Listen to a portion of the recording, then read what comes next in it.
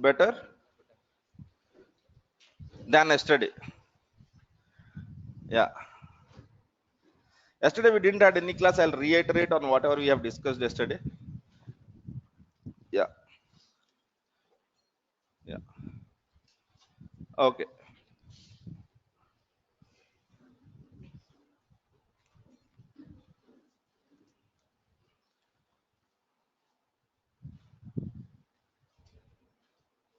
Okay.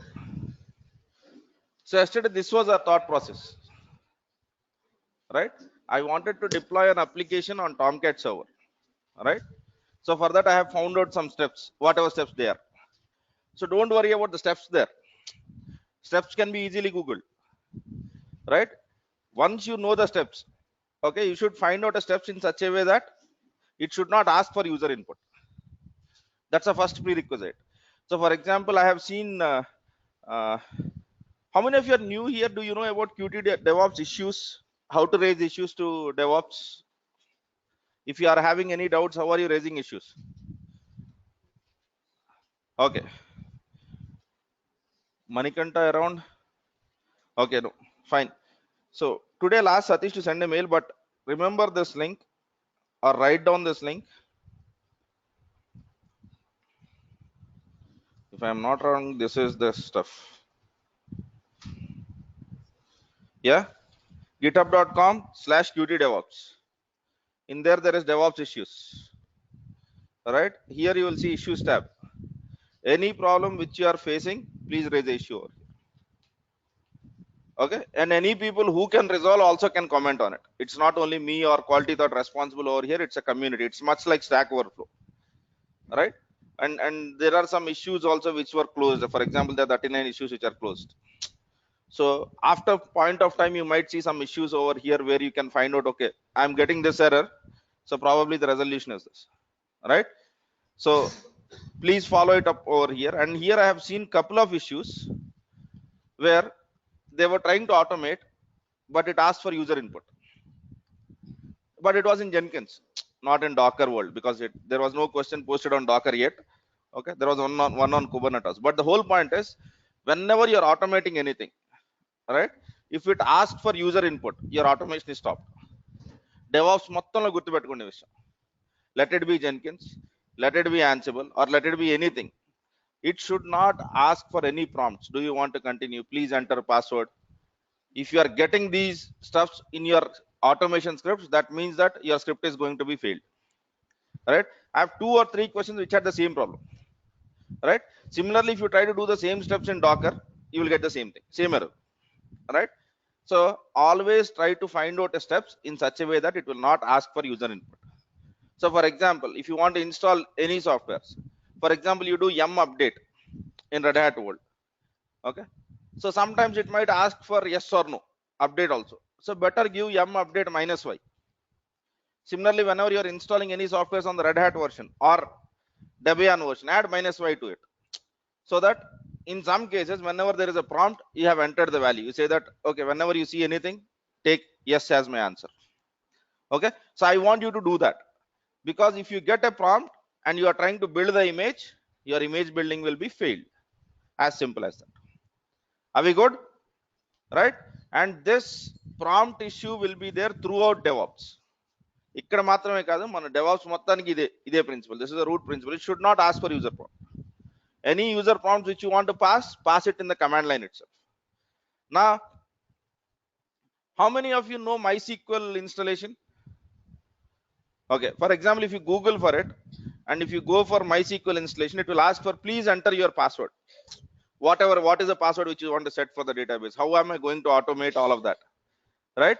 So the answer for that is, basically there are many readily available scripts which have done that. Either use it, or if you don't know how to search for that, whenever we enter password during that installation, it will be stored in some file, right? Do you agree to that? Okay, so rather than it asking you, save into that file directly. That's what the other scripts which I'm trying to tell. For example, probably in few days we will be learning something called as Ansible or Chef and all of that. In there we will be using reusable stuff which was already being done. So in that, the users do the same thing. Rather than MySQL asking you for the password, these guys set the password before it asks, so that it will look into that file. Okay, there is a password, there is no need for me to ask. That's how the things would be. It should not ask for prompts, that is for sure. Okay, now second kind of solution. In Docker, you have to install something, but it has no CLI installation. You have to do it manually. Then how will you do it? So create a Docker container, do all of the work manually. Okay, and then there is a command called as Docker export. Okay, I am not telling that in the class because that is the most worst way of using Docker, right? But that is the last case. అంటే మీకు ఇంకా installation CLI నుండి కుదరదు, it is not possible, but still you want to build a container. Then what will you do? You will create a container like Docker run -it ubuntu bin bash, and then in that you will install all of the stuff manually. Once you have finished that, then you will export, come outside, and then you will export a command called as Docker export, and you will give the container ID, and you will get a tar file, and you have to use the tar file as a container whenever you want to. But that's a horrible way of using Docker. Okay, because you are using binaries, not text files. No one will understand what your image consists of. Okay, in enterprise, that is the last case scenario. We will never go to that. We don't want to go to that. All right, so always remember this. Whenever we are creating containers, we are going with Docker files, not the other ways. There are other ways of creating binary images and all of that. That's the most hopeless way because they are not maintainable. Most important aspect is maintainable and reproducibility. Whenever you go with tar files, you are hitting on those two, right? The scripts are no longer maintainable because you don't know what is in there. Okay, you see a tar file and tar is untarred and you are getting your application. You don't know what is happening around. That's not a right way of doing the things, right? So let us, any problems which you are seeing, please try it over here. Yeah, okay, fine. Let me go back to the statements which we were discussing. Okay, so this was our use case, right? So tomorrow technology might change, then your steps will change, that's it. But the approach which you are following doesn't change. So now I am doing for Tomcat application. Let it be WebSphere, let it be WebLogic, or let it be anything. The steps are important here. Steps are very much important, right? So I have a war file. Okay, this war file I have to basically copy into Tomcat web apps folder, right? So one way is take a image, install Java, and install Tomcat, and then copy the war file. Works, nothing wrong in that. Or the other approaches, we use from, right? What is from? From is a base image, right? It can, whenever you are creating any image, you should always use from. So here, what is that we need? Tomcat. Do you all agree to that? Tomcat is the application which you are looking out for. Our application will also be running on Tomcat. So if there is a Tomcat image, why can't I take that as a from? Because the only thing which I have to do is copy war file. Are we getting the whole point? If I have a Tomcat image already, I'll be taking that image, and in that image I'll be copying my war file. My problem solved. So it's your choice now. There is nothing saying that the first approach is wrong, this is better. I would say this is simple. I would say this is simple because you already have Tomcat, and the only thing which you are trying to do is install the stuff. Is it making sense? Right? There is nothing called as right or wrong.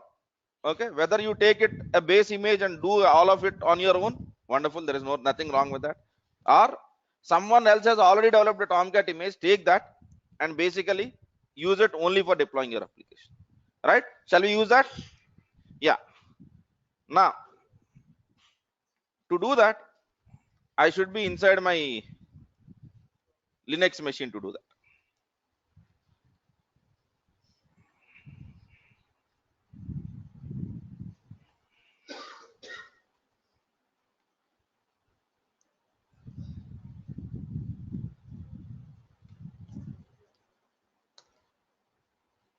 Approach అర్థమైంది కదా? We have two approaches. One is everything build on your own, or take something which has already some of the things within it and then continue basically with your work.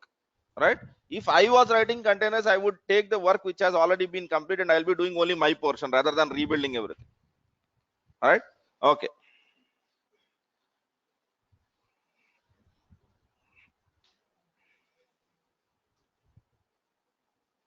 First, let me log in into my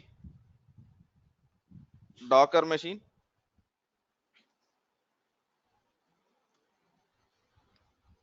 Okay. Yeah.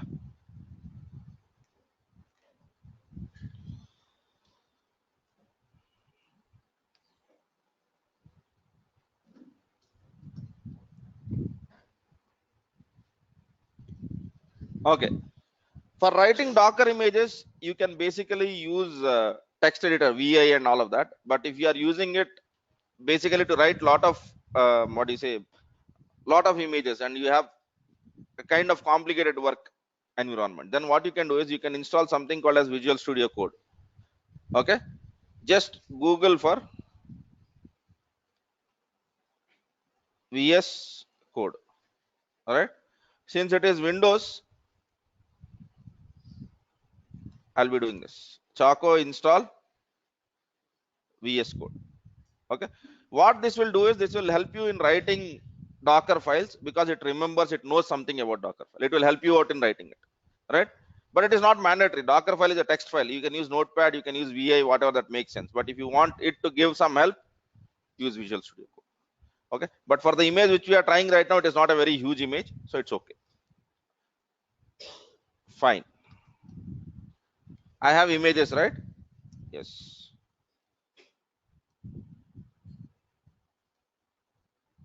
Oh, sorry.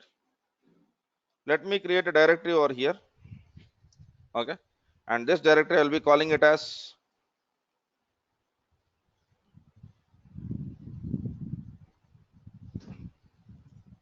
because this is the application which I'm trying to build. Okay, and in this I'll be writing a Docker file. Simple. Now, one approach, as I said, do everything on your own. The other approach is take something which has whatever you want. Okay, so what is that I'm looking out for? Tomcat. So if I have a Tomcat, I'm good. So where can I find whether the image is there with Tomcat or not? Go to Docker Hub. Okay, go to this Explore. All right, wait till the page is loaded.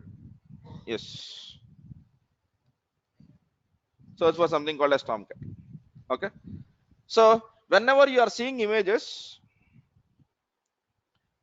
okay, let me come back to here. You will see image where there was only Tomcat, and then you are seeing other Tomcat images where it is something like right control / Tomcat. So in Docker, remember one thing: wherever you are not seeing the / symbol, those are official images. Those are official images. So for example, if I create a Tomcat image, my username is Quality Thought. So the name of the image will be Quality Thought / Tomcat. So when officials are doing it, you will just have the name of the image. But if it is non-official stuff, someone else has developed, it might be good or bad. That's a different story. But official images generally don't have slashes, right? For example, if you can observe between this and this. Right control is also a decent organization. You can use that image also. There is nothing wrong. But this is an official image. This is an official image. And similarly, you are seeing Bitnami / Tomcat. That is another organization. It is not Tomcat. It is other organization providing Tomcat for you. So, did you got the difference? So generally for official images, you will not have that /. That's a Docker's convention, right? So let me get into this official. I want to go with official image rather than really going with some other stuff. And here, if you see, these are all the tags which we have. These are all the tags which we will have. Okay, so this is Tomcat 7 with Java 8. This is Tomcat 8 with Java 7. Okay, and you scroll down, you would see loads and loads of stuff. All right, so let us take Tomcat 8 with Java 8. I think that is it, right? This is what it is.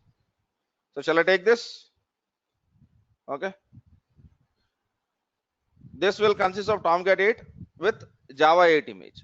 Right, before using this, before writing this in from directly, let us see what he has done is in his Docker file. because we slightly understand what a Docker file is. So what is his from? So for installing Tomcat, he has not started from a base image. He has taken the Java image, a container which already has Java installed, and he is basically taking the, he is just installing Tomcat in that. We are following the same approach. We wanted our application to be deployed. Rather than starting from scratch, I'm taking Tomcat, right?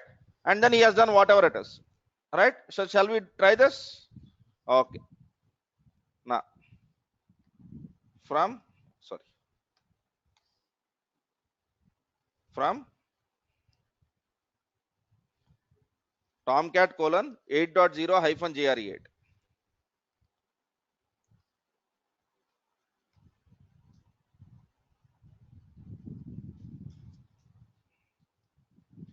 Is the name matching? Yes. Now let me come back to one important point over here. Whenever you are taking from image, please don't take latest. So don't write from Tomcat. Why? What is the problem with taking latest versions? No, it is supported. That's why you have taken it. Latest is not a fixed version. It changes every time. Latest 1 year ago for Tomcat was Tomcat 7. Now it is Tomcat 8. Tomorrow it might be Tomcat 9. So if you build your container image after 1 year, then it was supposed to be on Tomcat 8, but it will build on Tomcat 9. So that's why whenever you're writing from, please be explicit about the version. Don't use latest. Don't use latest. From image name colon tag. Okay. మీకు అది latest అయినా tag రాసేయండి. So for example, latest version also will have some tag. Use that. Don't go with latest. Did you understood what is the problem with latest? Today it might be fine, but after 2 months, after 1 year, it might not give you the same result. So always try to give this. Okay. And next step is very much simple. Okay. Fine. And then what is that I need to do now? I have Tomcat already. Okay. I need to copy my var file, basically from here into my container or into my image. Sorry, it is not container, it is into image. So how do I do that? If it was a local machine, I would have used SCP, but here we don't have SCP stuff. Okay.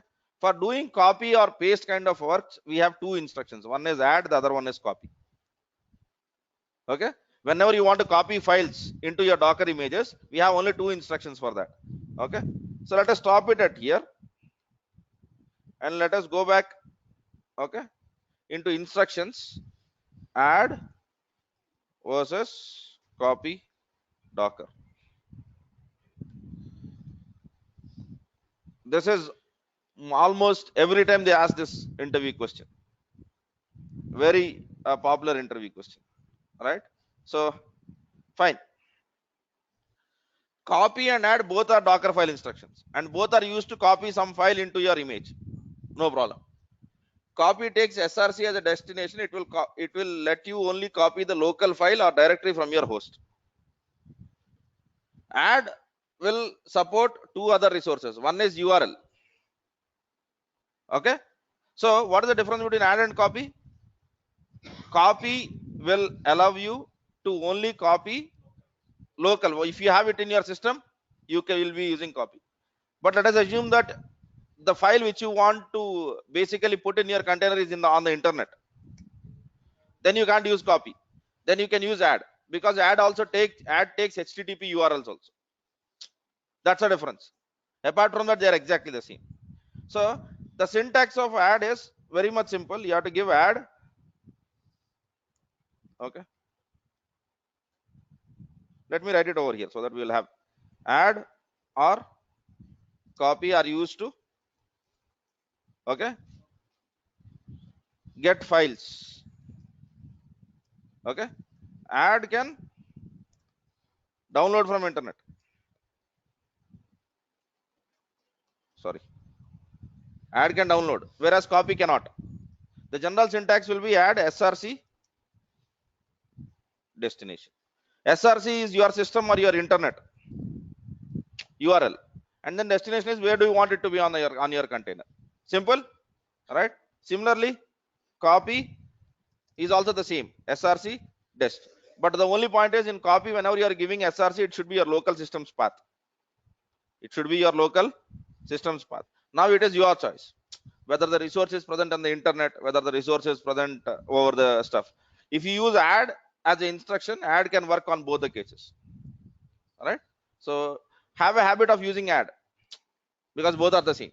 All right. Okay. So now let me use add, but for doing this add, I need to have game of life var here. But I don't have a var file in this system. I had var file on the other system. So what I would do is, let me try to copy that. Okay. So for copying, I'll be using SCP. I'm copying it from my Windows system onto the Linux system. Source is gameoflife.var. Destination is this, and on this machine, I want it into home Ubuntu.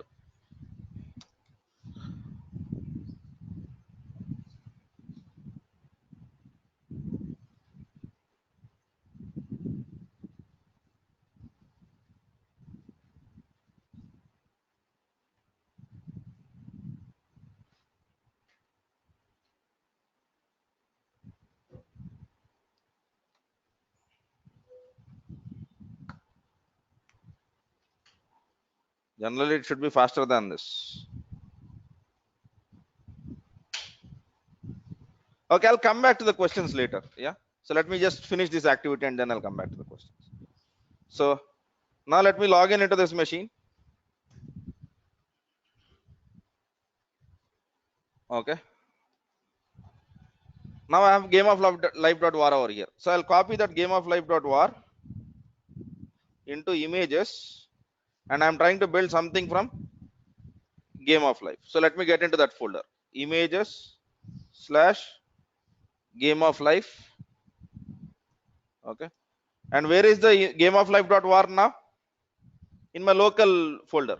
So whenever you are writing the paths, you can give full paths of your system in the add or source. But always remember, it is always safer to give a relative path. Let me tell you what is the reason. Let us assume you are doing it on Windows. I'll tell a Windows example so that it is relative for you. You have put this directory in your D drive, and for in your system, the game of life.var is in D drive. So in the Docker file, you have written an instruction saying that add D drive : game of life.var. Okay. And now I want to build your image on my system, but in my system, I don't have a D drive. I just have C drive. Problem, right? So if I give relative path, I'll be taking the complete folder from you. I'll be doing Docker build. I don't mind where is the directory, because I'll be giving the paths which are relative to Docker file. Under Docker file, from Docker file, what is the path where your game of life.var is available? That's what I'll be using, and that's always the better way. Always the better. Don't use absolute paths. Always use relative paths. All right? Absolute paths add dependencies to your Docker files. Don't do that. So now this is simple. Vi Docker file. Okay. So I'll be using add. Okay. Add takes source. Source is, what is source? Game of life.var. And then the other point is destination. The problem is we don't know the destination. We don't know the destination. And to know this destination, what is the best thing? Create a container, get into it, find the paths, okay, and then copy and paste it over. Okay, fine. Shall we do that? So I'll be just running docker run -it. I don't want to run the application. I'm interested in getting inside the container to see what is in there. So Tomcat : 8.0 JRE8. If I'm not wrong, that is what I have used. Yes, makes sense, right? And then I have to use bin /bash. So this we know what is happening. it has find it asked in the local repository, do I have an image called as Tomcat? Okay, then the answer was no, so it is downloading it from Docker Hub.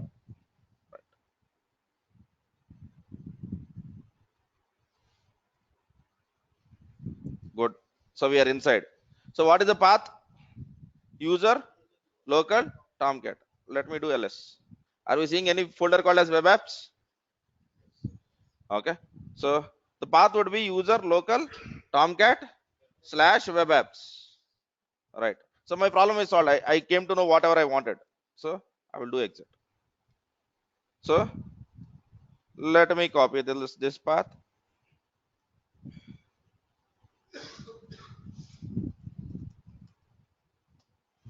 Okay,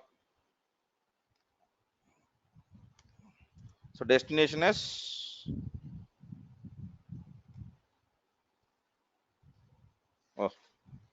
web apps / gameoflife.1. Simple. So problem is solved. Now the important part, this is for image building, it is done. But whenever you start your game of life container, what should happen? Okay, add here we have not written run because there is no need for any run statement. The only thing which I have to do is I have to copy the file, that's it, because I have everything was done already by my parent image. Now the important activity is what should happen when I am starting this container. What should happen? Tomcat, if it is started, that is enough. And Tomcat starting, if I am not wrong, my base parent image might have already done it, right? Case onto that. Starting the Tomcat might have already done by my base image. So why do I want to do anything different? Are we getting the point? Starting the Tomcat is already achieved by my parent image. So I will go to the parent image's Docker file and find out what he is doing, and I'll try to do the same thing. Making sense? Right? That is because his motive of starting the container and my steps in starting the container are exactly the same. I will try to do something different when I have to do something differently. Here I don't need to do anything differently. So let me get into the Docker file and see what is this. What is this command? Blindly copy this, because the start statement for our image which we are trying to build and for the Tomcat is no different. For the Tomcat is no different. Now, does this application, whatever you are trying to build, use any ports? Ports vaartunda idi? Yes, 8080. So be explicit about it. So since my application is using the port, I'll be writing something called as expose 80. Yesterday, whenever we have looked at this, or whenever we thought of this, we thought that we had to do a lot of stuff. But see, we have done this in 4 lines. Not a very difficult stuff. If you know what you are doing, this is very much simple.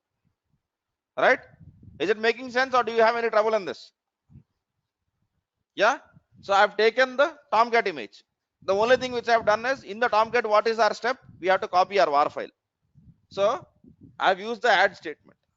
And then my application requires 8080 port. I've done that. Okay. And to start my container, I don't need to do anything separately. Whatever, the only thing which I have to do is I have to start Tomcat.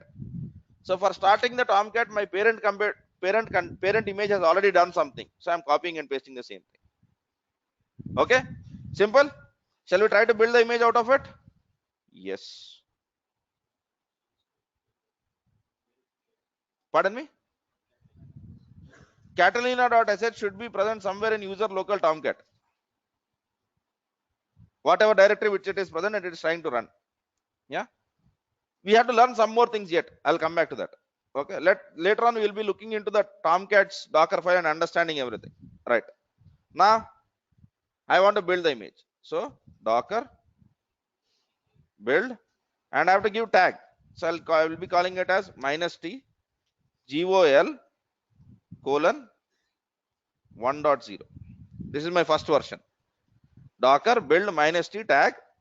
Okay. Images version, and then where is your Docker file? My Docker file is in the current directory. Simple. This was a command which we have used in the last class also, right? So let us try to do this. What it said? Successfully created. It has not taken much of time. Now, Docker PS. Let us see if there are any images that are running. I want to kill all of them. So how do I do that? Docker rm -f, and I want to remove all. I'm not interested in having anything. So Docker PS. I want to kill all. So I'm using -a.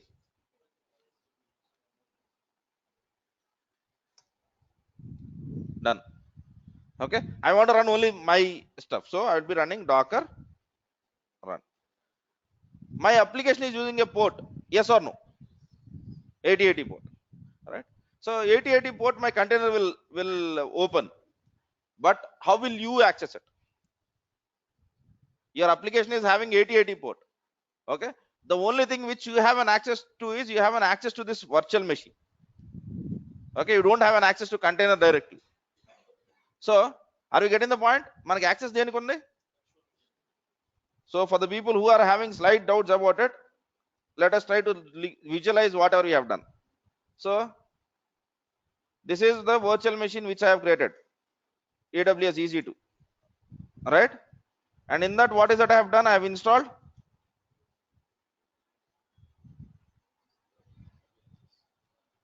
Docker. Docker engine is what I have. Okay. So using Docker, I am creating a container. Container will have a virtual network. Container will every container will have its own file system. Every container will have its own process tree. This is what we understood, right? Its own network, not the network which you and me know. So my laptop is over here. Let us assume that this is my laptop. From my laptop, what is it I can access? EC2 machine or a container? But where is our Tomcat running? So problem, there is still a problem, right? So how will I access? Basically, I want to access Tomcat which is running inside my container, not my EC2 machine. So here there is a concept called as mapping or port forwarding. What we do is we try to create a mapping between container port and your EC2 machine's port. I'll be trying to tell that, okay, my application on this container is running on a port which is 8080. Yes. And my EC2 machine already has lot of ports. I'll map this 8080 to one of the port of that machine. ఈ 8080 నా container 8080 port ని physical machine లో ఏదో ఒక port కి map చేస్తా. I'll map this 8080 port of the container to any port of my machine, right? So let us assume that I map it to the same number. So this machine also has 8080, okay, and I want to create a mapping in between these two. Okay, so I'll basically create a mapping between these two. Okay, so user basically accesses EC2 machine's 8080 port and the traffic will be forwarded to my container. Is it making sense? Right? So we have to do this, right? So for doing this, we will be using something called as port forwarding or port mapping, whatever you call it. Both are essentially the same, right? So to do that, I'll be just trying to tell that I am using port mapping. Okay. The first thing which you are going to write is your EC2 machines or your virtual machines or the machine where you have installed Docker's port. So I am saying that 8080 is the port of my EC2 machine. It should be mapping onto 8080 of my container. Okay. How did we know that the container uses 8080 port? We have just written expose 8080. Right. So for example, if your application has 2 ports, then you will be writing one more minus p saying that 80 is mapped to 80, whatever it is. So your application can basically expose more than one port also. It is not necessary that it has to expose only one port. Making sense? Right. And then what is our image's name?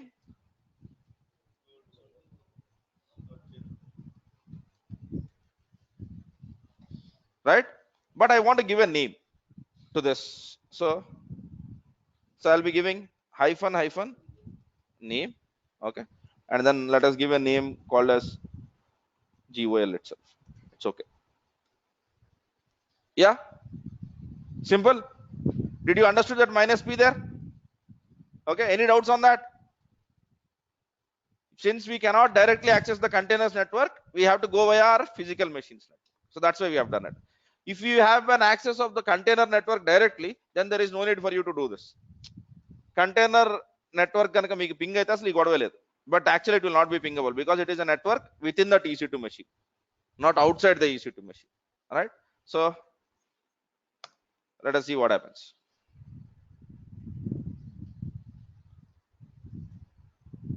What is the mode in which it is running now? Attached mode. If whenever you are seeing any logs, it is an attached mode. It's okay, whatever it is. So what is my EC2 machine's IP address?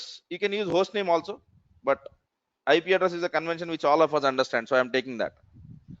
So I am telling http://8080 is my EC2 machine's port. When I click on this, the traffic will be forwarded onto containers 80.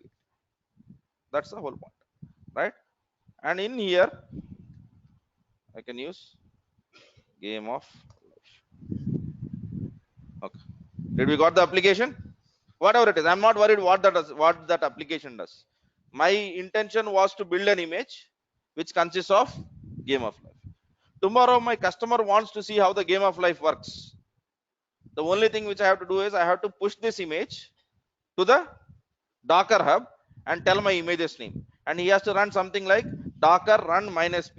Let us assume my account's name was quality thought, so quality thought /gol -p80:8080 or whatever it is. Okay, give your rest of the stuffs and he will get the same application. He'll get the same application. All right. So in my world I am pushing it to Docker hub.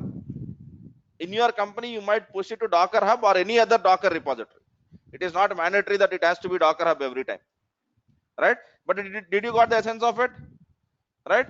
Now imagine that you have to give it to the testing team. Testing team doesn't need any application, doesn't need any install, any server, nothing. They just need a system where Docker is installed, and they will be executing basically docker run your image's name, whatever parameter your images takes. Simple. Yes. Okay, right. Now this is not the right way of doing it. Whenever you cannot stop user from using the Linux machine. So what I do is I'll do Control C. Let me do docker ps now. Is the image still running? Okay, this is the problem. So whenever you do this in a attached mode, and if you want to come out of the terminal, you will do Control C and your application is stopped. Control C is an exit statement. All right. So for avoiding this, what you would do is you would just basically let me remove the existing containers. So for that, I think we have already have written the steps. Yes. Okay. Now I'll be running the same command whatever I've ran in the earlier case, but I'll be adding one more stuff to this, where I'd be saying that I want to run this, I'm good, but I want to run this in detached mode. Okay, when I run in detached mode, what would happen is container will be running, but it will be running in the background. It will be running in the background. See what happens. So when you run in detached mode, the only thing which will return it to you is container ID. Container ID. Now your question is, what will happen if I want to see the logs? I want to see the logs. Your application might be a failure, or your application might have failed, right? So you can just say docker logs, and what was your container's name or container ID, whatever it is. Why are the same logs being appeared here? If you remember, when I was running in attached mode, I have seen all of this, right? Simple, right?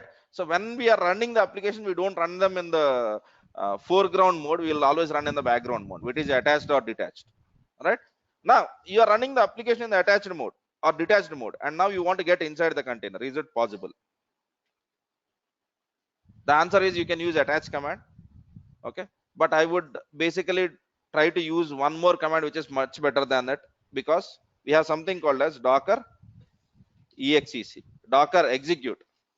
Okay, docker execute, and then give the container name and tell what is that you want to execute. Okay, so let me do this. Docker execute. What is our container's name or container ID? What you can use any of that. So my container's name is GOL, right? And the command which I want to execute is ls user local.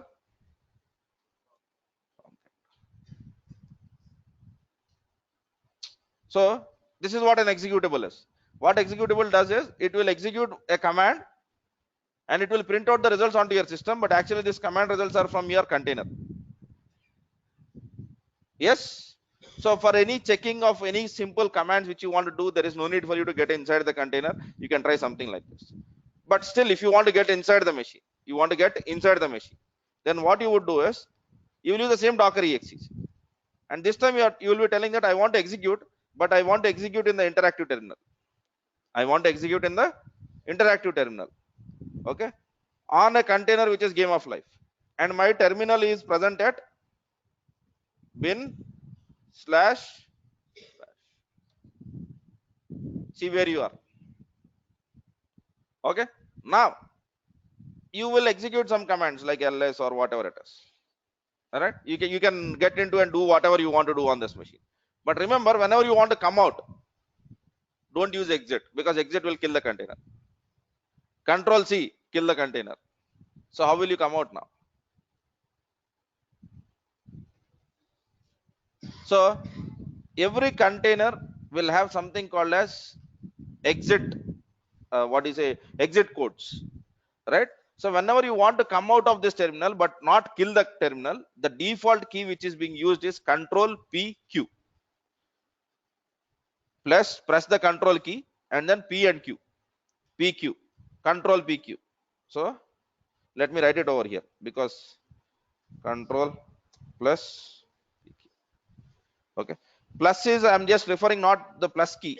When I say control, I mean that you have to press all of this Control PQ all together. So let me use that. Control. It is an escape sequence. All right. So this is documented with very small letters and all of that. In some containers, you can override this. I want to use some other characters for this. There are these key escape sequences which Docker file can take, but generally we will not play with that. Generally, we will not play with that because for that the user of this container should know your escape sequences. So we will like it to be on the defaults. మార్చగలమా చేయొచ్చు, మారుస్తామా చేయము. Because let us assume that you have changed your escape sequence and then I am using your container and I try to use Control PQ. I'll not be able to come out of your container. What will be my next step? I'll kill the container and I'll restart the container. Why do you want to get into all of this mess? So leave certain things to default. Leave certain things to default. Can't we override it? Yes, you can override it. But is there any advantage of overriding it? No. Right? Simple now. Right? Okay. Now we have written all of these steps and then we have done this. Right? Now let us have a look at our image once. Vi. Simple. Better way of doing basically stuff. Now this image, whatever you have written, can be hosted on any cloud. Any cloud. Azure, Google, Oracle. You need not even need to know the environment. Any environment that supports Docker, your application is executable over there. You need not worry about Windows, Linux. Gone now. The only thing which you need to worry is Docker supported or not. Right? So I can take this image, publish it onto the Docker Hub, right? And I can run it on Windows. I can run it on Mac. I can run it on every other operating system where Docker works. That's the best part. And every other cloud migration becomes very simple for me because the only thing which I have to do is I have to take this image onto the cloud. Take this image onto the cloud. So that's why companies want to leverage this, because once you containerize your application, then there is no other dependency that comes into play. There is no other dependency that comes into play. Right? Fine. Now let us try to go and look at this image where we have taken, and there are many other things over here. There is something called as env, right? If you want to define any environment variables inside your container, then you will be using that env statement. if you want to define any environment variable. So for example, now let me go ahead.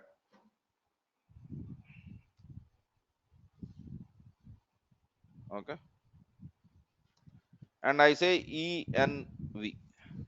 Okay, name of your environment variable, my env, and then I will say 8.0, whatever it could be, whatever it could mean.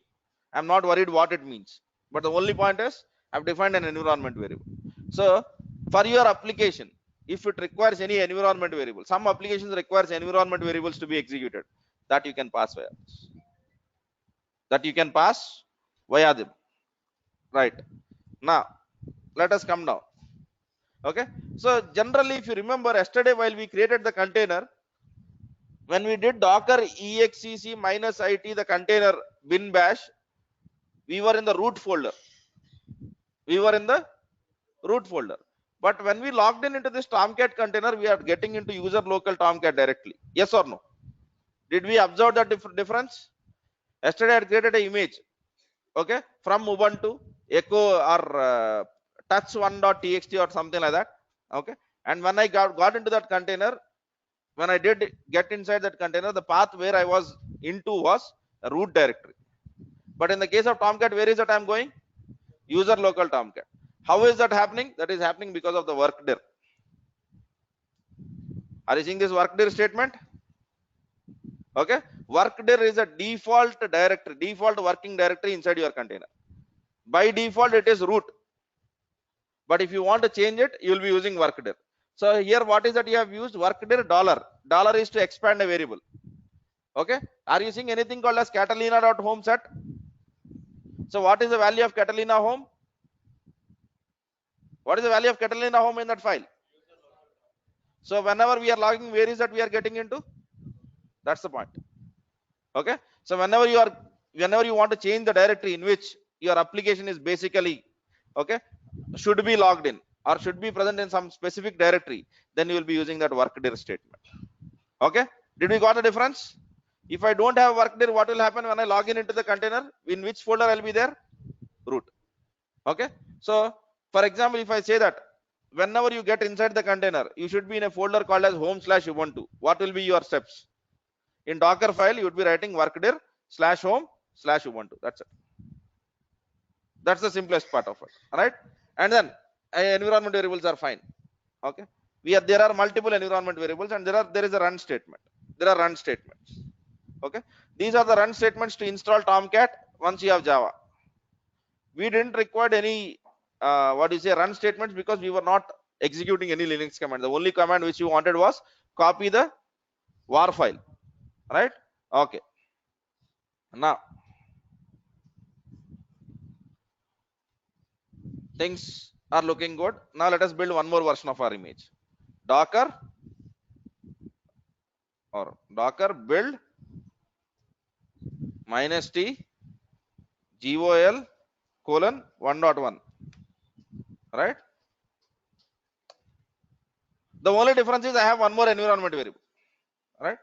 Now let me run this. Docker run -8. I want to get inside the container. I don't want to run the application. That's not my intention. Gol colon 2.0 /bin/ oh 1.1. Sorry. Yes.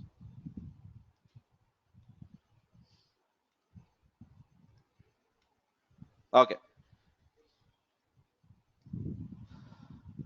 Are you seeing? Are we set is a command which will display all of your environment variables, right? Am I seeing an environment variable called as my_env which has a value of 8.0?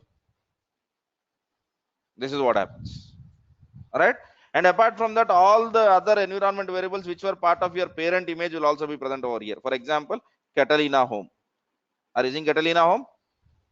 This was not defined by us. This was defined by my parent image. So the containers which are the environment variables which are designed in my parent images also will be shown here. Right. If you want to change that, you can change that can be overridden. All right. Simple. All right. Okay. Now let us get into the complicated parts. Fine.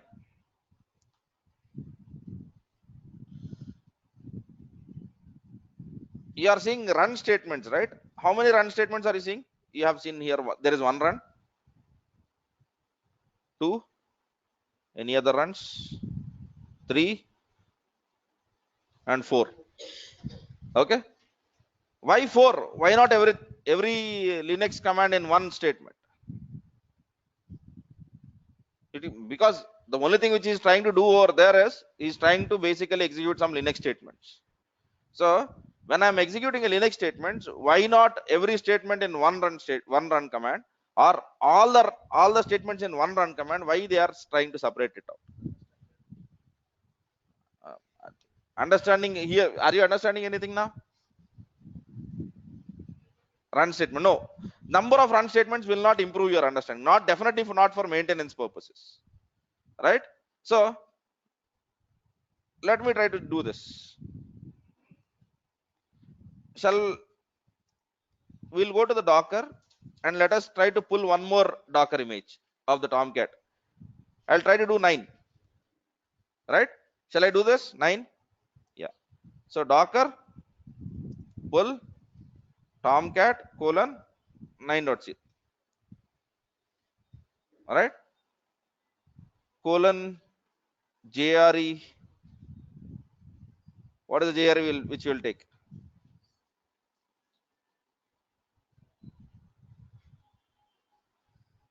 ఏదైతే ఏమైందండి JRE 10 మనం వాడేది కాదుగా, right?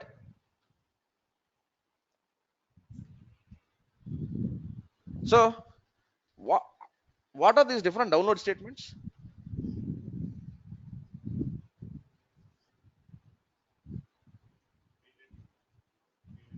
With every run statement you will get one layer. That's the whole concept around it. So if you write a lot of run statements, then you will be seeing a lot of layers like this. When you write only one run statement, you will be seeing only one layer. In this we had only 4, but we have many over here because 4 plus we have a parent image which is OpenJDK. It might have some run statements and all of that. So this is basically the layers that will be downloaded. What is an advantage? What is an advantage of using this approach? Let me try this. So let me try to pull this Tomcat. Okay, I'll be pulling one more image. Docker pull Tomcat colon 9.0 hyphen JRE 8. I'm not sure whether that image is existing or not, but let us try. See what is the stuff which are you seeing anything called as already exists? That is for reusability. Okay, these image layers, for example, OpenJRE 8, the layers whatever are present over here might have already been present in your system. If they are already present in your system, they don't download again.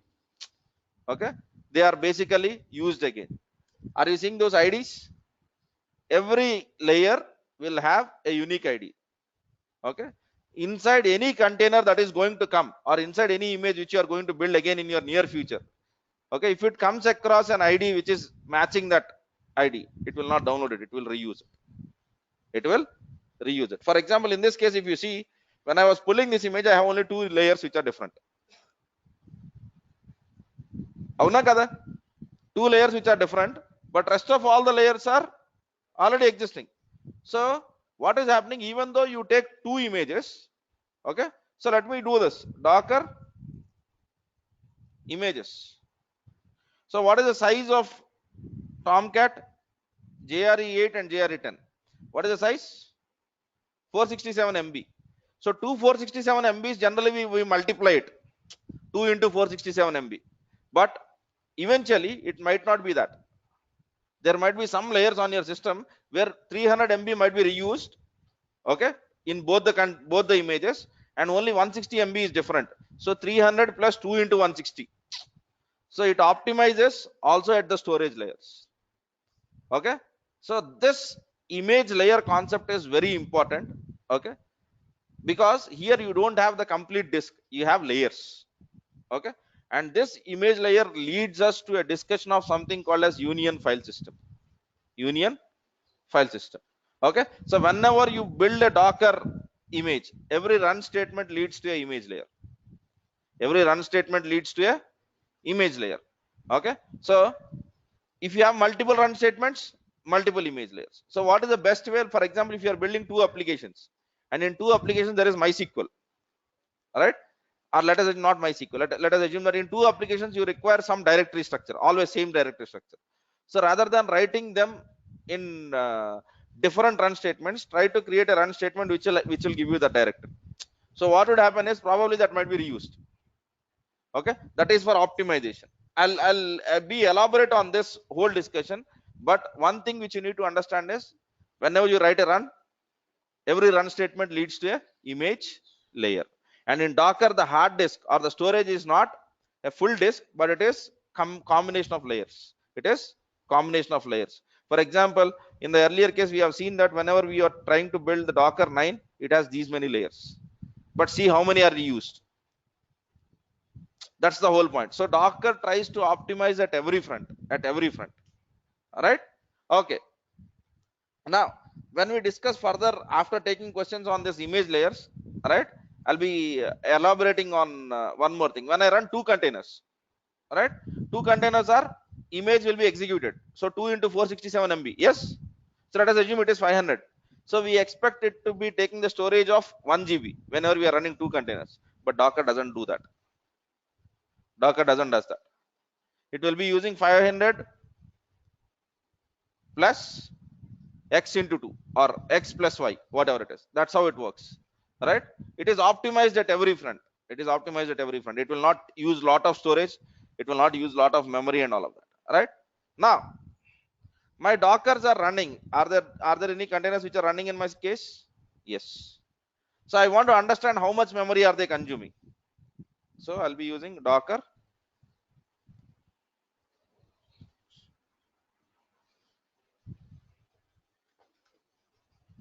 So this will give you all the parameters. They are refreshed. They are refreshed on their own. Okay. So this was not there when we started at least our Docker classes. Okay, 2 or 2.5 years ago when we started our classes, this command was not there, right? So now we have this.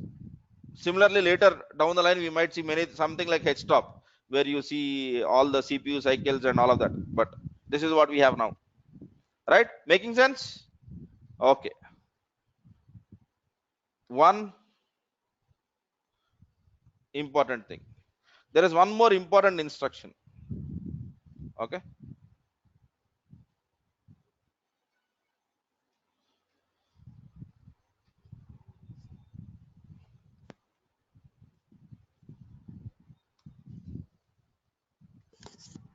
in Docker we have one more instruction which will act much like CMD, which is entry point, which is entry point. Okay, shall we try what it is? Yeah,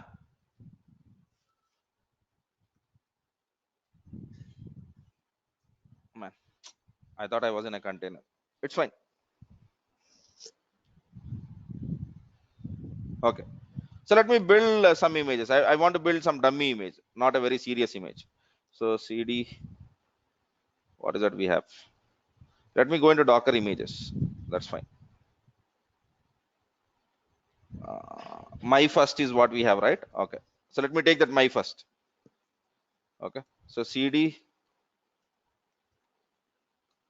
images, and in here I have my hello world lsvi Docker file.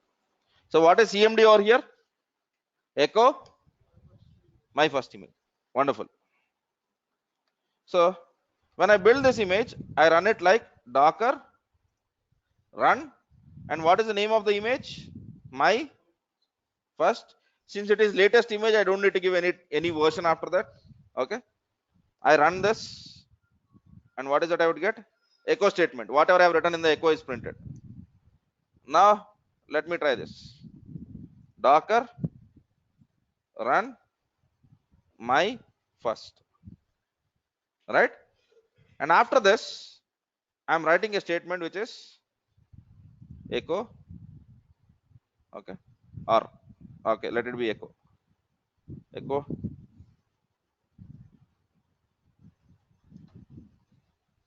What is it printing? After the image name, I have typed a Linux command. Yes or no? There was echo my first image, and after this I have typed a Linux command. Now, whatever I have written in this has overwritten whatever was there in CMD. Do you agree to that? Yes. Okay. So whenever you use a CMD, the starting point can be changed. The starting point can be changed. Okay. So you can override by passing whatever commands which you want to pass after you have filled in your image name. So docker run your image's name, and once after this any commands which you type over here will go and overwrite whatever is there in the CMD. If you don't write anything over here, whatever is there in the CMD will be executed. Is it making sense? Right. But let us assume you don't want this to happen. You don't want this to happen. For example, you want to build an image which is something like this: vi docker file, which should always print something. Which should always print something. But what it prints is your choice. By default, I'll be printing my first image. If you want, you can change the print statement. Okay. So what does this mean? Echo aithe kachithanga jaragali. Echo should happen for sure. And in the echo, what it should print, you have a choice. But can I achieve that using CMD? So whenever you want to have always a fixed starting point for your container, then you will go for something called as entry point. So in the entry point, what I would do is I do this entry point, and in the entry point, I would say that I want to use echo, and over here I'll say my first image. Making sense? So let me reiterate on this. What is it I have changed? Executable I have moved to the entry point. Arguments I have put it command. Now what will happen is, whenever you try to build an image after this, and whenever you try to write anything after the image name, you are not changing entry point, you are only changing command. Okay. And what will be executed is entry point plus command. What will be executed is entry point plus command. So let me go over here and build this image. Docker build -t my first image colon 2.0. All right. Okay. Now let me run this. Docker run my first image colon 2.0. No difference, because I have not passed anything. It has not changed anything. It has done its job. Now let me do this and give something like echo. Okay. What was the stuff which I have given? Don't. But now see what happens. Whatever you give after that, it is not going to change. Okay. All of this it has treated as a text. Right. In the earlier case, echo was executable and it is a text. Now see what it happens. So the only thing which you are supposed to change over here is an argument, not really executable. So you type anything, so it will just print that. Okay. Here you have fixed the executable and you have given option of variables to your command. If you don't want to even give that, don't write CMD. In your container, if you don't want an option where user can change anything, don't write CMD. Only write entry point. So then he can't change anything. Even he tries to do something, nothing will happen. దాని తర్వాత అతను ఏమని రాసినా ignore అయిపోతుంది. So it depends. So one thing is whether you want to give a flexibility of changing a startup command. If your answer is yes, you will go for CMD. Next use case is you want to basically fix the executable, but you want to give an option to change the arguments. Then you will write both entry point and CMD. If you want to just user should not change anything in the startup, then you will write just entry point. You have these three options. Making sense? Right? So do we understand what from is now? Add or copy, env, expose, right? and then we have CMD and entry point, right? Every run statement leads to a creation of new image layer. Do you agree to that? Yes. What is the image layer? Reusable storage area. Reusable storage area. Fine. Now let me look at questions. We had discussed a lot. I think I'll have a lot of questions to answer. Let us see. In real time, do we create Docker images for every dev release, or taking the old release and installing the new code? You will be building the Docker image. If your company is religiously following Docker, Docker will be built with every time the code is built. A Docker image is being created for every time the code is being built. And who builds your code? Your continuous integration. So building the image is automated at the continuous integration layer. So what we will do is, you have written this Docker file, right? Yeah. You will take this Docker file and copy it into the game of life code. We have seen the game of life code, right? In the game of life code, on the root folder, you will place this Docker file. Are you getting the whole point? So for game of life, did we return the Docker file? Yes or no? Yes. So let me go to game of life war. Okay. So basically what I will do is, I'll go and copy my Docker file somewhere here. So your Docker file is part of code now.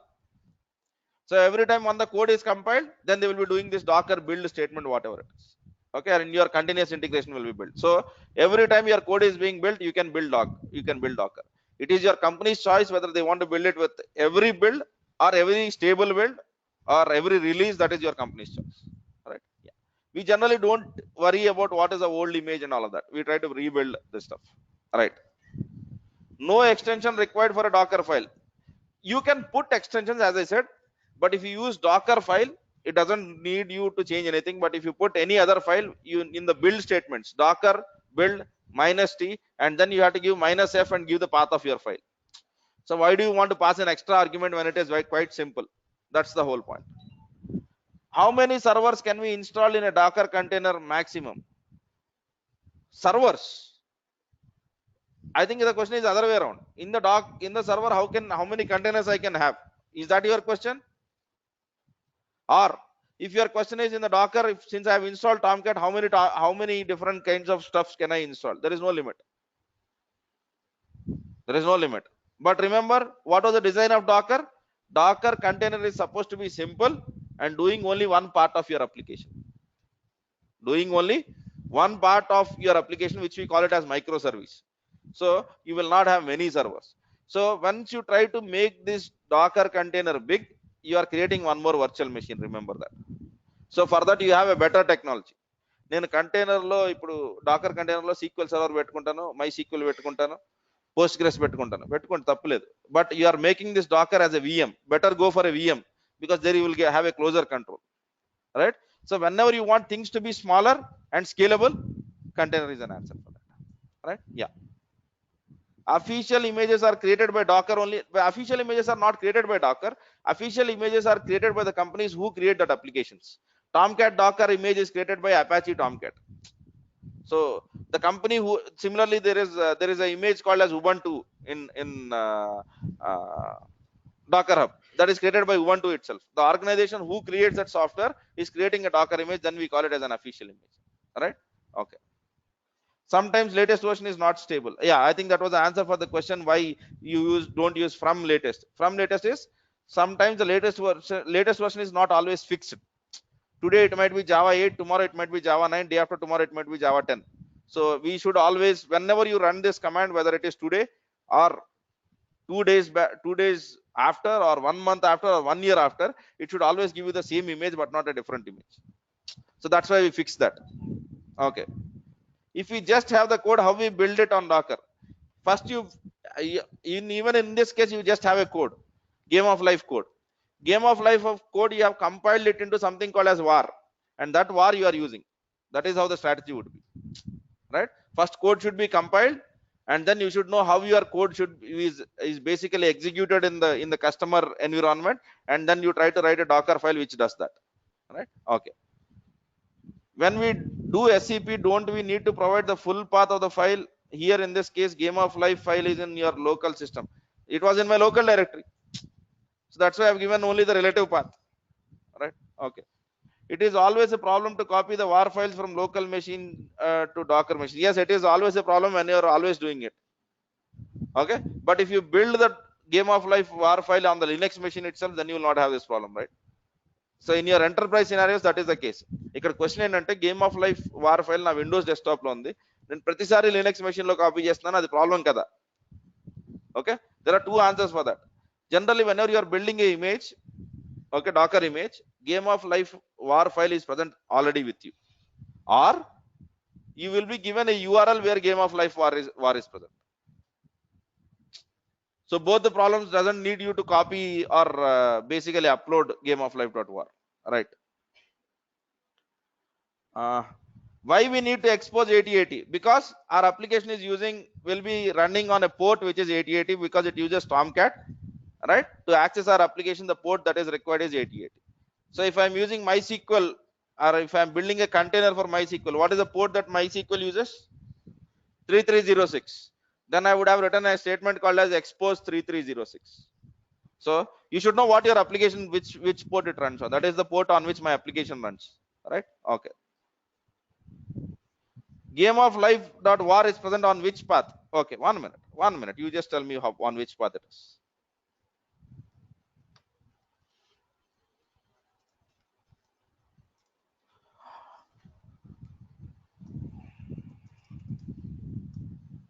Where it is present?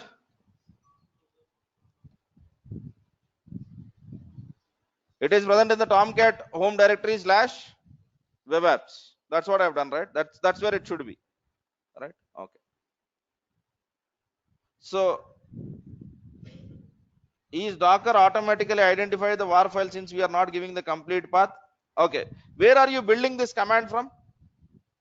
When you build this image, from which directory are you building?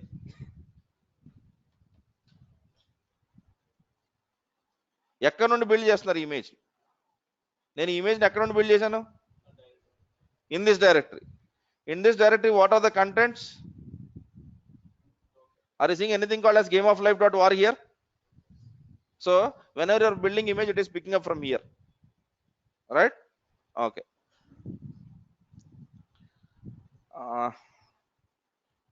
I didn't use the expose, still want to access -p while starting the container. Yeah, it will be implicitly invoked, because if you don't use expose and still want to do the port mapping, it will still work. Expose will generate the metadata, which is very much required. Since you have written the Docker image, you know that I will be using 8080 port. Okay, the Docker image that is written by you, if someone else wants to use it, how will he know that you have to use 8080? Will you write a documentation every time? That's the whole point. That's why we put that expose statements, so that whenever you run your Docker container, right? So for example, I do this. Let me basically go over here, Docker ps. Are you seeing this?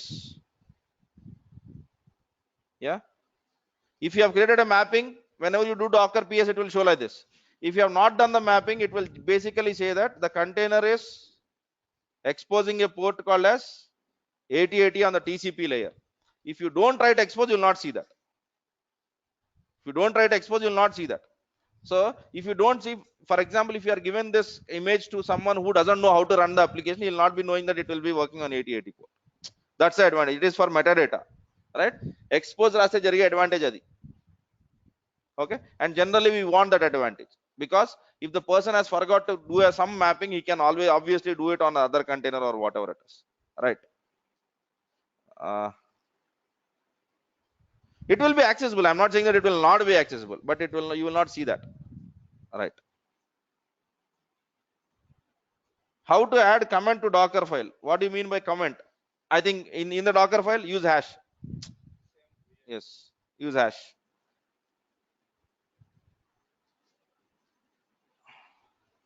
EC2 machine also uses port 8080. Then what should be done? Do the mapping to 8081. Is it required for our application to always use 8080?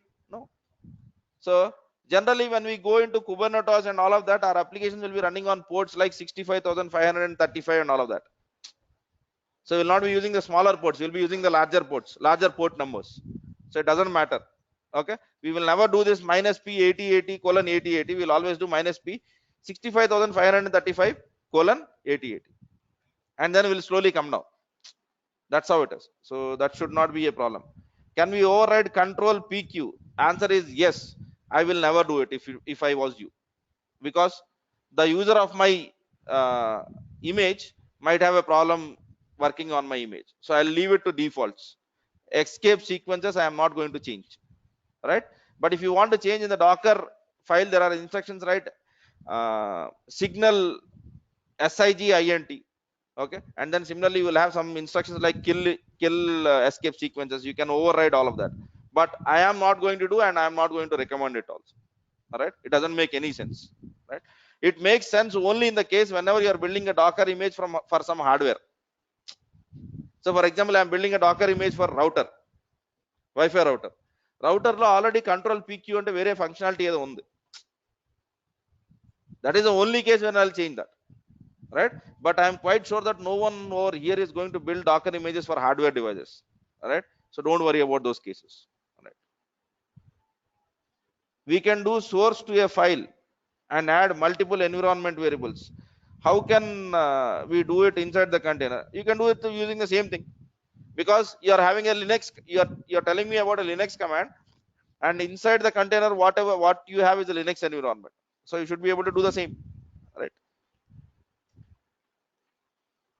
How come Tomcat 8s, two Tomcat 8s we are seeing? Because I have run it twice. అంతకుమించి ఏమీ లేదు, అంతే. దాని అంతటా ఇది రాదు, నేను run చేస్తేనే వస్తుంది. So right, okay.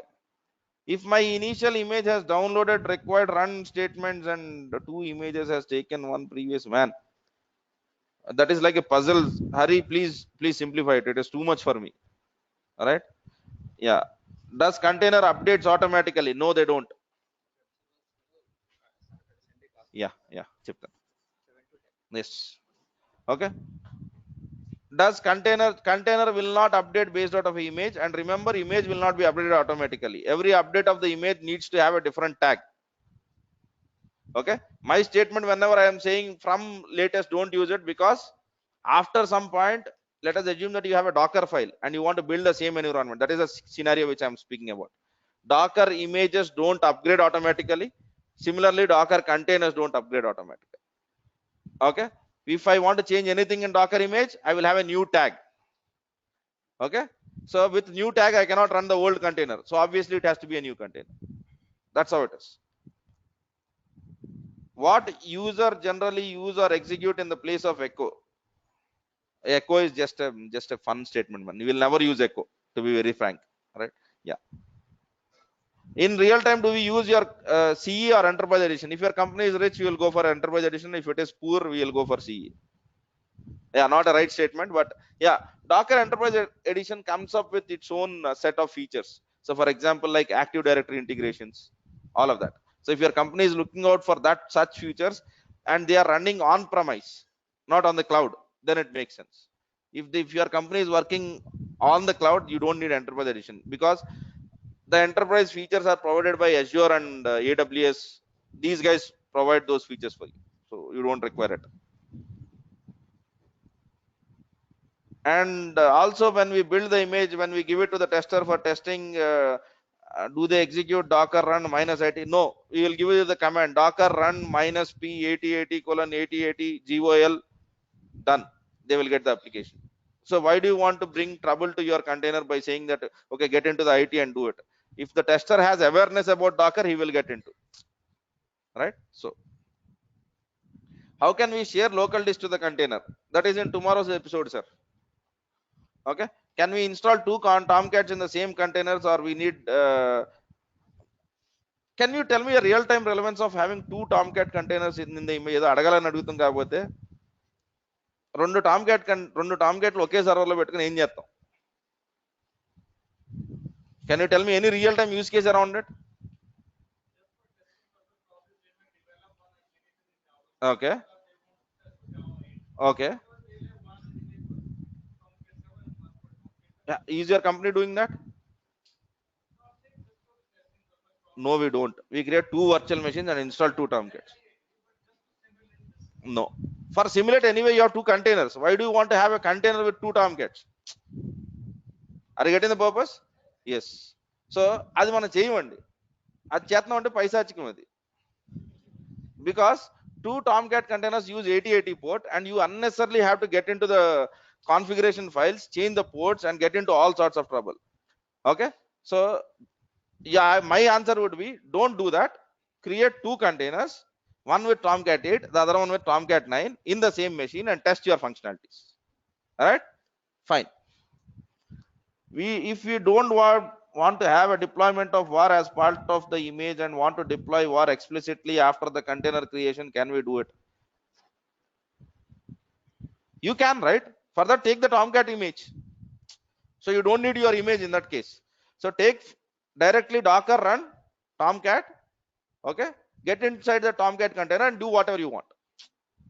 So for that, you don't need to write even as your new image. Use Tomcat container directly. The question here is, I don't want to build a image file. I have var file which I want to deploy it onto some container. So if that was the case, just directly use Tomcat container. You don't need your own image. I ran exit command in the container. Container is still running in the daemon mode. Yeah, whatever it is, because it is not an exit term. Exit is not a killing term, right? That's why it is. Docker file is a standard file name. Yes, Docker file is a default file name. I'll not say standard, it is a default file name. You can change it, but in my classroom or in whatever I do in Docker, I'll not change it because I want the convenience of it. Right? Okay. Can we do git pull by using add command? Okay, Docker add instruction, you want to do git pull command? No, because git pull is not a HTTPS command, right? Add what it does, it can access HTTP or a local directory. Git pull is neither HTTP nor local directory. So if you want to do git pull, do it in run.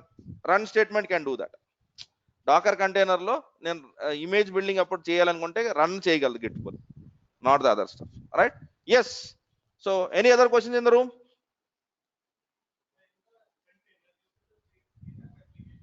Yes. Yes, you can. You can, because what we do is tomorrow I'll be speaking about. Today we have looked at port forwarding, right? Tomorrow we'll be looking at hard disk sharing. So what we do is from Docker's internal storage, we'll map it onto our system, and this will pull onto wherever you want. Let it be satellite or let it be Logstash or whatever. Yes.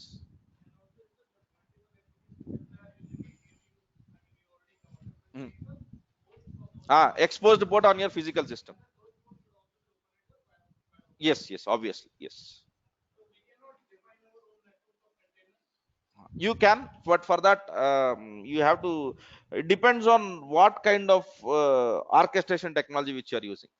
Okay, so there are basically two kinds of networking in Docker, and on a very general note, one is a single host, the other one is a multi-host. So whenever you are defining, basically you define based out of the protocol stack and all of that. You'll be slightly covering on that because there are two models of doing it. If you want to do it in Kubernetes, the way you follow is different. If you want to do it on Docker natively, the way you do is different. But there is a concept called as driver. You can write your own driver and implement your own networking. Yeah. Yes. Yes, you can. You can just do Docker login and give the URL of your repository. Okay. Yes. Can you run two images at a time? Can you run two commands at a time? That's the answer. If you will be using and ampersand and what I see రెండు కమాండ్లు run చేసేయచ్చు కదా. That is a Linux functionality rather than really a Docker functionality. Yes. No, Tomcat container, every container has its own IP address. Avuna? Every container has its own IP address. So you are running two different containers. So two different IP addresses. So where there will not be port conflict on that. But if you are using two containers and mapping onto the same physical port, then you will have a conflict. Every Docker container will get its own IP address.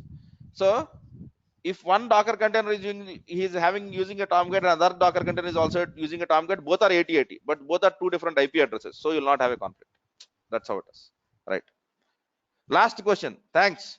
How Docker file know that it should pull from parent image from Docker Hub? Yeah, because that is the only place which it knows about. as of now, right? But if you want to make it pull to other stuff, we'll be looking at that when we cover about something called as container registries. Okay, I'll be showing you the Amazon container registry, then we'll basically look into that. All right, but even Amazon container registry knows Docker Hub. Docker Hub is basically parent of all of this, right? Yeah, thanks guys. So what is scp command when we use add command? Add is copying the file while you are building the image. scp is a Linux file copy command, so they are different, right? They are for different purposes, right?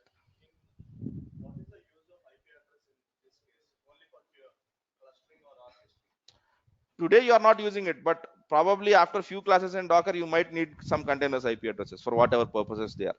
We have not exposed or discussed on those purposes. Hmm. Hmm, hmm, hmm, hmm. So for example, in the company, if you have 10 servers where you have to create Docker images, then how will they communicate with each other? Even let it be Kubernetes or a single whatever it is, మీ దగ్గర ఒక Dakar ఒక system లేదు, 10 సిస్టమ్లు ఉన్నాయి, 10 సిస్టంలో కంటైనర్లు run అవుతున్నాయి, ఒక కంటైనర్ ఇంకో కంటైనర్తో మాట్లాడాలి, అప్పుడు ఐపీ అడ్రస్లు కావాలి. ఇప్పుడు మీకు అవసరం లేకపోవచ్చు. In the single host mode you will not have need of it, but if you go to the other modes you definitely need an IP address. Okay then, so Docker is IP address is automatic or manually you can provide. IP address is generally given by DHCP or that kind of stuff. It is generally, I would say, that is automatic, but if you want you can create your own network inside the Docker. We have not covered that. See, please focus on whatever I am covering. నేను అంతా cover చేస్తాను, నేను ఆ సగంలో ఆపేసి వెళ్ళిపోను. Okay, అవసరమైతే 3 రోజులు ఆపి క్లాసులు మొత్తం అంతా మాట్లాడుకుందాం. But what ever I have discussed, please focus on that. Okay, tomorrow we are going to learn about Docker storage, and day after tomorrow we are going to learn about Docker network, where we discuss about single host networking and multi host networking, and then we will basically slightly introduce what is Swarm. Okay, then we will go ahead with the main orchestration stuff, which is Kubernetes, and after finishing Kubernetes we will not have time, but if I have time I might cover Docker stack. Docker stack is not part of our syllabus, but I'll try to, if I find time లేకపోతే అది cover చేయండి. That's how it is. Yes, yeah, thanks. Sunday 7 to 10 you will have uh, application server classes. Okay, so 3 hours of discussion on one app server. If I'm not wrong, it is WebSphere or WebLogic, I'm not sure. Next week you'll have a Tomcat stuff. Okay, so that these classes will help you in understanding how those app servers work, how do you configure them, and all of that. Okay, which will be helpful in your interviews. All right, fine, thanks. Manually, when we provide entry point which helps us, unauthorized user కాదు అసలు. We don't want user to change the behavior, we want user to just pass some additional info. For that case, we will, unauthorized user is already logged in, we can't help it, right? Yeah.